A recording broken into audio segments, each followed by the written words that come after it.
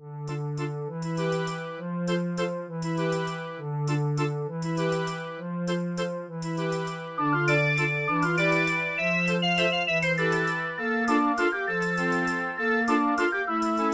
a todos.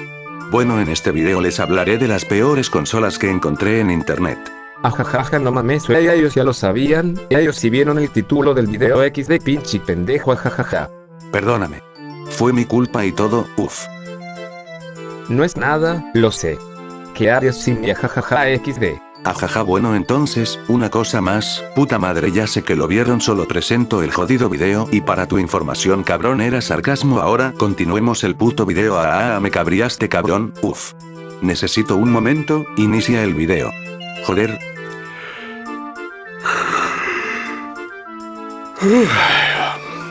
Increíble. Solo a mí me pasa esto. Oh. KXD, no entendí. Bueno, ya que mi hermano se fue, empecemos el video. Corre, intro. Y empecemos.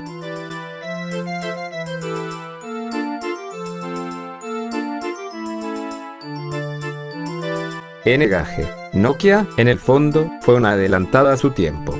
Ahora, a nadie le extraña que la gente juegue con su iPhone o su nuevo Android, pero en 2003 jugar con el móvil a algo que no fuera el snack que parecía ciencia ficción.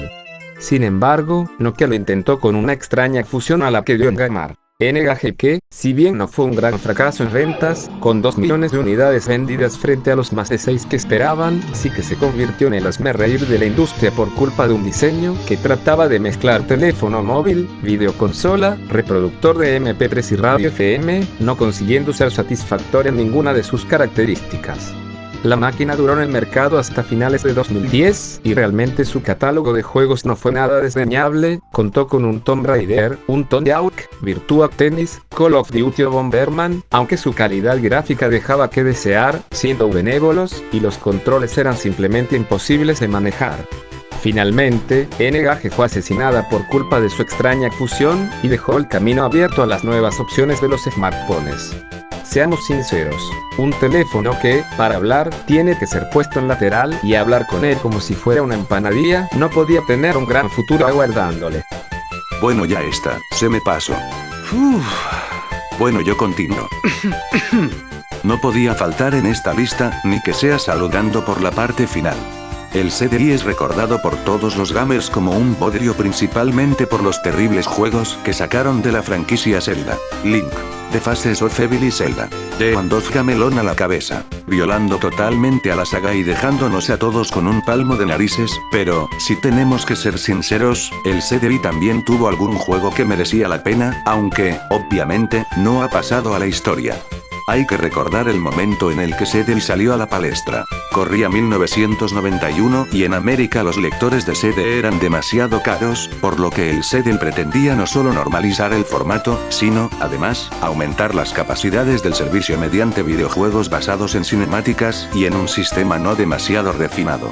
En realidad, todo comenzó cuando Philips hizo un acuerdo con Nintendo para sacar un dispositivo de CD para Super Nintendo. La idea no llegó a ningún buen sitio para Nintendo, pero los muy cabrones de Philips pretendieron forrarse con este nuevo sistema. Juegos de Zelda y Mario. Un sistema multimedia que podía fallar. Para empezar, un mando que no estaba preparado para jugar a nada serio, como por ejemplo hubo versiones de Conecta 4, películas interactivas y juegos educativos a mansalva, una consola que no era tal. En realidad intentaba venderse como producto para aprender, ver películas en un formato muy primitivo y escuchar música. Una infraestructura que no se sostenía contra el resto, lo que llevó a 7 años de interrumpido catálogo. Una mala idea que, pese a todo, vendió 570.000 unidades a unos $400 cada una. Cara. Definitivamente, demasiado para lo que llegó a ofrecer. Hoy en día solo es válida para los fans más hardcore de Zelda y Mario. No olvidemos que el juego más vendido de CD fue el infame Hotel Mario. RK Studio II. La RK Studio II apareció en 1977 y aún hoy es una consola extraña. No necesariamente mala, ojo. En esa época, el mundo de las videoconsolas estaba prácticamente muerto en cuanto a creatividad, totalmente alienada por consolas con solo un juego clónico del PON. Aquí entra el Arcade Studio II, una consola de diseño muy extraño, pero que trajo los primeros cartuchos programables de la historia, aunque una rival, la Fairchild Channel F, se les adelantó y lanzó su consola antes.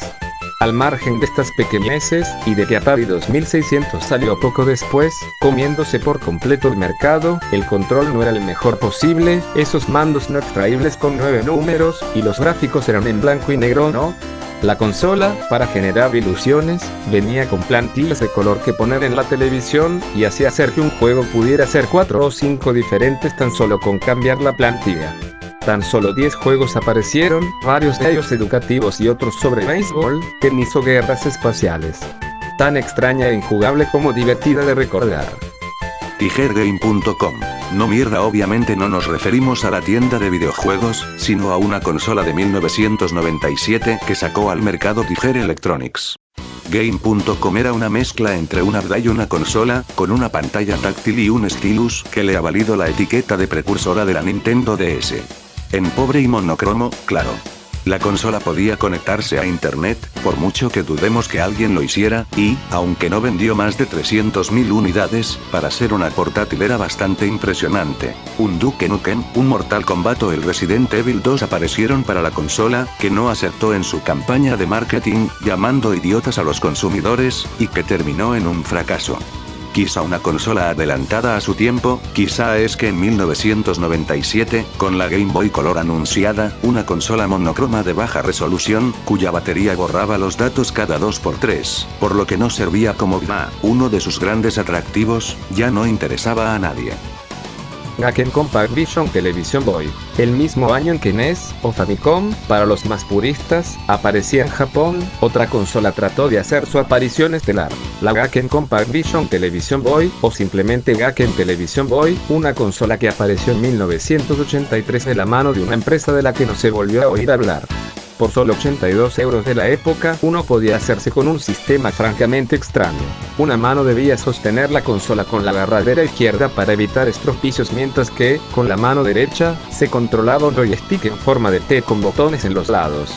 Para jugar había que ponerla en el canal 96, y los juegos fueron pocos y pobres, con gráficos demasiado similares a los de la primera Atari. ¿En serio alguien creyó que esto iba a triunfar? Apple Pipín. Espera. ¿Había visto esa consola antes? ¡Oh, qué loco XD! XD, si aparte de ser una consola de siglos antiguos, es una basofía XD. Bueno, déjame hablar. Pues bueno, antes de que Apple fuera la gigante que es ahora, también intentó sacar tajada en el mundillo de los videojuegos. Corría 1995 y la empresa de la manzana consiguió que Bandai se metiera en su último gran proyecto. Una consola novedosa, que podía conectarse a una televisión y un ordenador y que, con una potencia más bien limitada, intentó plantar cara a PlayStation y Saturn. 2 años después, dejaron de intentar venderla y ni siquiera se introdujo en Europa. Parte de la culpa la tuvieron los $600 que costaba de salida, que hicieron que tan solo se vendieran 42.000 unidades alrededor del mundo, pero, sin duda, otra gran parte fue que apenas existió un catálogo, con juegos sobre Power Rangers, Dragon Ball o Mr. Potato, ese icono de los videojuegos. Un gran fallo de Apple y su último intento, hasta la fecha, de entrar en el mundo de las consolas.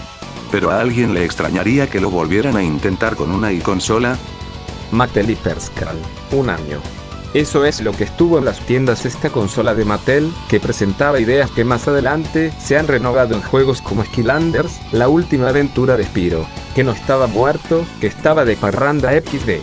En 2006, Hyperscan apareció a la venta con un formato novedoso, la mezcla de CD con un escáner de cartas. Así es, para ganar habilidades o introducir nuevos personajes, los jugadores podían escanear en cualquier momento de la partida una IntelliJ Card, el nombre de las cartas en cuestión, que les ayudaran en la partida. El único problema es que tan solo 5 juegos en 2 dimensiones se pusieron a la venta: X-Men, Ben 10, un juego de wrestling, Marvelers y Spider-Man. Bueno, pocos llegaron a jugar, ya que el sistema era lento, tardaba 7 minutos en cargar una pantalla gracias a su lector de CD A2X, y tenía funciones de las que nunca se supo su significado, como el puerto USB que contenía. He aquí, pues, a la antecesora del VLC. ¿Qué hubiera sido de ella si se la hubieran tomado en serio?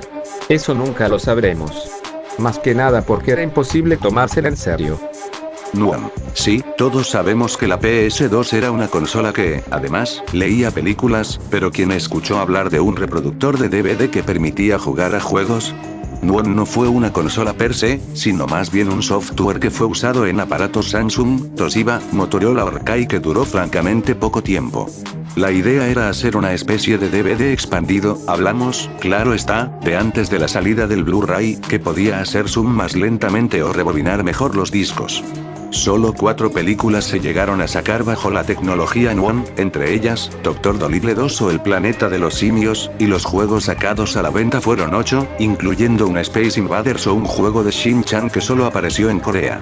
Imaginad el desastre. 34 juegos cancelados, incluyendo las 2 partes de Dragon Slayer, Need for Speed segundo o un Star Trek, y un sistema que quedó inútil en muy poco tiempo, cual Telepico Teletrebol. La idea de sacar un todo en uno fue un fracaso total en su salida, en 1999, y finalmente todos se olvidaron de Nuam en 2002, aunque el Homebrew aún sigue activo, y sacando juegos de tanto en cuando. No deja de ser curioso. TurboGrafx 16. La TurboGrafx 16 o más fácil TG16 fue lanzada al mercado norteamericano en 1989, siendo considerada todo un éxito en Japón. Pero la consola nunca pudo acomodarse en ese mercado debido a 2 razones primordiales. La primera de ellas, las tácticas de competencia desleal que Nintendo utilizó en su contra, y que ahora son ilegales, y por las cuales los desarrolladores de videojuegos se veían obligados a elegir entre hacer juegos para la TG16 o para la NES. Y la segunda, una mala estrategia de mercado que, habiendo triunfado en Japón, fue un verdadero fracaso en territorio americano. Para 1991, la consola pasaba a la historia, con tan solo 10 millones de unidades vendidas alrededor del mundo. Todo un fracaso. Real Kion. Nos vamos a 1983, fecha en la que Dragon Slayer, el conocido juego en Laserdisc, peor de lo que la nostalgia hace que recordemos, por cierto, consiguió un éxito increíble debido a su estructura de libro de Elige tu propia aventura. Si escogías bien, la historia seguía por uno u otro lado. Si no, podías llegar a morir. Los juegos en Laserdisc empezaron a salir sin parar, siendo todos muy similares entre sí. Y en 1985, Real Kion salió al mercado como la primera consola casera capaz de leer Laserdisc. La gente demandaba una consola así, podía haberse convertido en un gran éxito. Y entonces, ¿por qué fracasó? Bueno, hubo un pequeño problema. 2, a decir verdad. El primero, su precio. $2.500. Sí, habéis escuchado bien. $2.500 de bellón, unos 5.200 de la actualidad, que muy pocos llegaron a quitar de su cartera por hacerse con esta prometedora, es un decir, consola. Los que sí lo hicieron pudieron disfrutar de la friolera de 2 juegos. Tiger's Quest, que en su relanzamiento en PC fue más conocido como Kingdom de FarReaches y que venía en el pack inicial junto a la consola, y Raiders vs Chargers, un primitivo juego de fútbol americano que costaba $100, a eso se le llama visión de futuro, sobre todo teniendo en cuenta que hablamos de 1985. Para que os hagáis una idea, con la inflación el precio sería de 210.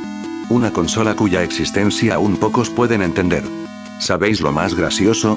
El juego sin el que esta consola no existiría, el archiconocido Dragon Slayer, ni siquiera estaba previsto. ¡Bravo, Alkion! ¡Bravo! Virtual Boy. Nintendo lanzó la Virtual Boy en el verano de 1995, apenas unos meses después de la Sega Saturn.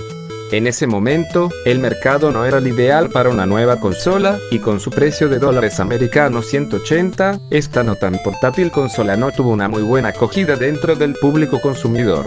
Luego de un año y tan solo 770.000 unidades vendidas, Nintendo descontinuó la consola, y amablemente le pidió a su diseñador, Gunpei Yokoi, que abandonara la compañía. 3DO. La 3DO Interactive Multiplayer, o simplemente 3DO, fue la primera consola en 32 bits en llegar al mercado.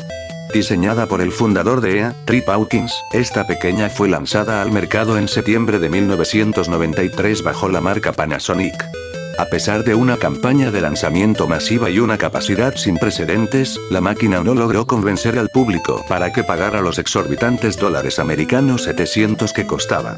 Tampoco le ayudó a competir con el sobresaturado mercado de videojuegos de la primera mitad de los años 90. Tan solo 2 millones de unidades fueron vendidas. Todo el mundo parece acordarse de ese gran fracaso que fue Virtual Boy, pero, tratando de hacer la sombra, apareció otra consola supuestamente portátil que intentaba aparentar la realidad virtual, la R-Zone. Esta consola consistía en un casco con una pantallita, al estilo de las que Vegeta llevaba en Dragon Ball, mediante la que se jugaba el juego, que aparecía en la pantallita gracias a un proyector. El mando tenía la friolera de 10 botones y necesitaba de 4 pilas, por lo que la idea de consola portátil no terminó de pegar entre el público, entre otras cosas, porque nadie jugaría esta consola en el patio del recreo. Aunque hubo unos cuantos juegos interesantes, basados en películas como Star Wars, Star Trek, Batman Forever o Independence Day, además de sagas como Mortal Kombat o Virtua Fighter, era demasiado anacrónico y sus juegos, jugables tan solo en color rojo, error subsanado por otras versiones más novedosas, hicieron que la consola se fuera al garete. Claro, quizá importara también que no se pudiera guardar en los juegos, ajustar el audio o jugar con otra persona, pero desde la compañía que realizó la R-Zone no le dieron más importancia. Sí, la Virtual Boy fue un fracaso, pero lo de R-Zone es algo que debería pasar a los libros de historia como ejemplo de mal oportunismo. En este video hemos podido ver algunas consolas sorprendentes, otras que nos han hecho reír, pero ninguna como Action Max. Action Max era la única consola de la historia que usaba cintas VHS para sus juegos. No hablamos de un reproductor VHS, sino de una consola que por sí misma no podía hacer nada, ya que se precisaba de un reproductor de cintas para jugar. Usando una pistola, los jugadores debían disparar a la pantalla, pasar a lo que pasara en esta, de hecho, dispararas bien o mal, el juego iba a seguir de la misma forma. 5 juegos, o cintas de vídeo con pequeños monigotes a los que disparar, salieron a la venta antes de que los pardillos que se la compraron se cansaran de tanto disparar sin motivo alguno, ya que al final nadie ganaba ni perdía. Como podéis imaginar, ni los juegos películas eran gran cosa a nivel artístico ni podían ofrecer experiencias nuevas después de jugar una sola vez.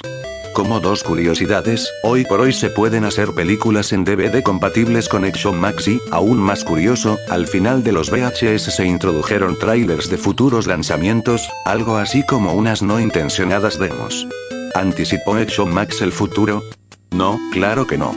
Bueno amigos, yo soy Pacos y me despido, espero que les haya gustado. Yo me despido, hasta luego y, perdonad. Si el video está mal o no fue de tu agrado, yo me despido, tenga un lindo día XD. ¡Hasta pronto!